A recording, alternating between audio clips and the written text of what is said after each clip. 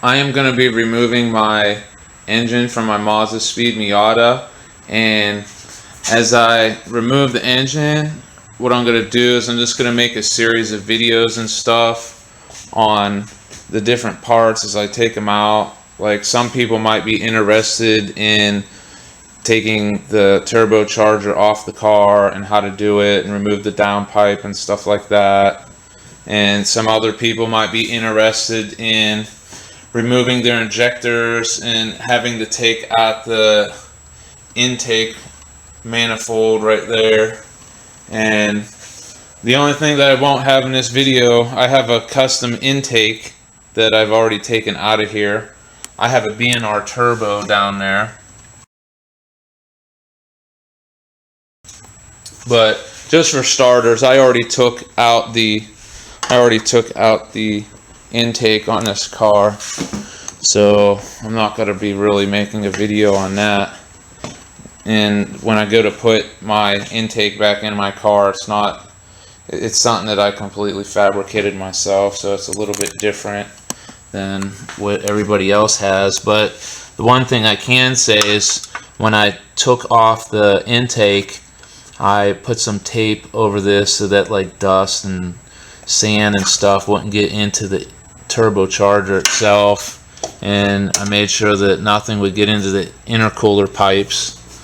For example, right over here, I use these containers. They're really helpful, and like I put my intake parts right in here, and it keeps the dust and sand out of the intake parts. So that's what you want to do. But that's my video for now. I want to put too much in my first video, but my next one I'm going to explain some of the things you got to do to prepare to take the engine out.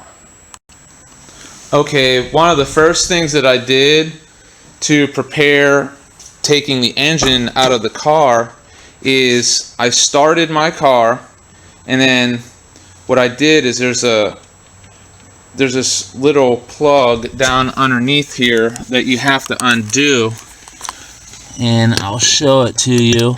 What this thing does, there it is right there.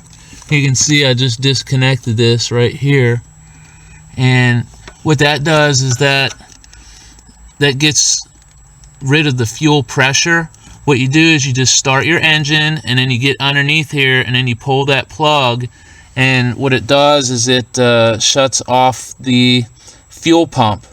So then there's no more pressure in the fuel lines, and then what will happen is the engine will just kind of die out on its own. And it's because it starves the fuel.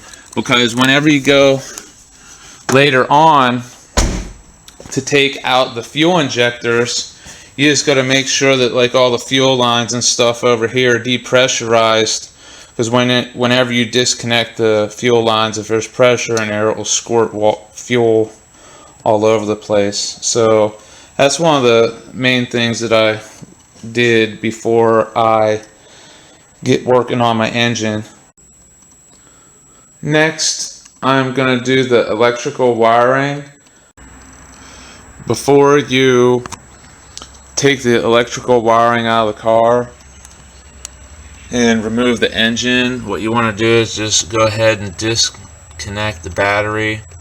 I just undid the positive, but there's no electricity going to anything right now. But that's what you want to do first before you do the electrical wiring. The battery is disconnected. Now you can just go ahead and start unplugging the electrical wiring and stuff around the engine.